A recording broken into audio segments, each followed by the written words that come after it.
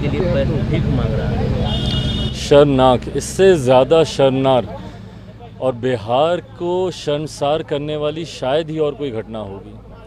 कई ऐसी तस्वीरें हम लोगों ने देखी हैं हाल फिलहाल के वर्षों में जिसने बिहार को राष्ट्रीय ही नहीं अंतर्राष्ट्रीय स्तर पर बिहार की छवि बर्बाद करने का काम किया। उसमें से मुझे लगता है सबसे दुखद तस्वीर यही है।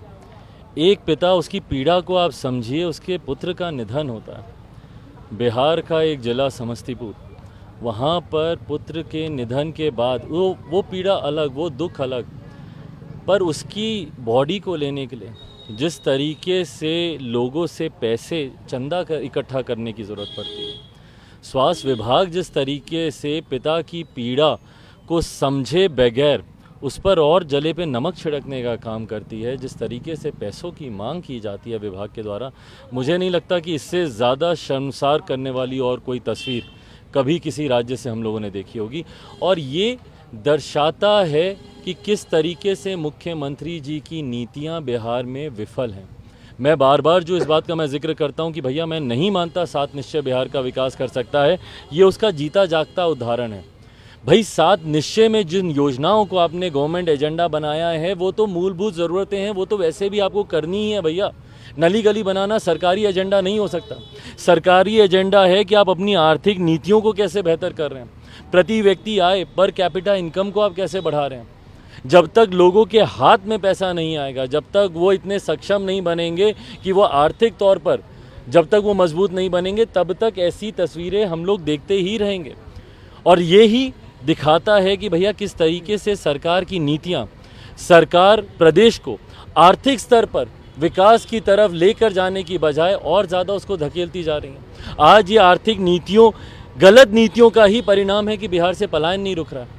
साल दर साल आंकड़ों में कमी होना तो दूर है, साल दर साल पलायन के आंकड़े बढ़ते जा रहे हैं। शिक्षा के लिए तो लोग जाते ही हैं, रोजगार के लिए दूसरे प्रदेश जा रहे हैं। और विडम्बना देखिए, वही बिहारी जो बिहार में रहकर, अभी मैं यहाँ पे STET के अभ्यर्थियों से मिलकर आया, जितने शिक्षक हैं उन लोगों से मैं मिलकर आया, वो लोग सड़क पर बैठे हुए हैं। पर यही लोग जब बिहार से बाहर जाते हैं तो ना सिर्फ अपने लिए रोज़गार कमाने के लायक बनते हैं, बल्कि उद्यमी बनकर 100-50 और लोगों को रोज़गार देने के काबिल बनते हैं, क्योंकि दूसरे राज्यों में इनको सुविधाएं मिलती हैं। बिहार की नीतियां ऐसी हैं कि अपने ही बिहार के लोगों को, बिहारी युवाओं को आप शिक्षा रोज़गार नहीं दे सकते। और उस पर विडम्बना ये कि जब ऐसी तस्वीरें आती हैं तो ये आर्थिक तौर पर प्रदेश किस तरीके से बर्बादी की कगार पर खड़ा है, ये तस्वीरें उसका परिणाम है। जांच बोल रही सरकार की, हम जांच कराएंगे इसकी। भाई जांच तो ये करवाते ही रहते हैं। कौन सी जांच का परिणाम आया मुझे बताइए ना। आज तक कौन सी जांच का रिजल्ट राज्य सरकार ने दिया? क्या BPSC का जो पेपर लीक हुआ उसकी जांच का रिजल्ट आ गया? ये जो यहाँ पे भवन में आग लगी थी, क्या उसकी जांच का रिपोर्ट आ गया? रुपेश जो इंडिगो में काम करते थे एयरलाइंस में, उनकी हत्या हुई, क्या उसकी जांच की रिपोर्ट आ गई? कौन सी जांच, कौन सी ऐसी हत्या, कौन सा ऐसा अपराध, कौन सा ऐसा अपहरण, कौन सा ऐसा बलात्कार जिसकी जांच इन लोगों ने कराई और उसकी रिपोर्ट आई और दोषियों के ऊपर कार्रवाई हुई हो? आज तक तो कभी ऐसा हुआ नहीं। ये भी जांच की बात की जाएगी, उसके बाद हफ्ता 2 हफ्ता मीडिया में चर्चा होगी। जब आप लोग भी इसको उठाना बंद कर देंगे, उसके बाद ठंडे बिस्तर में जाएगा।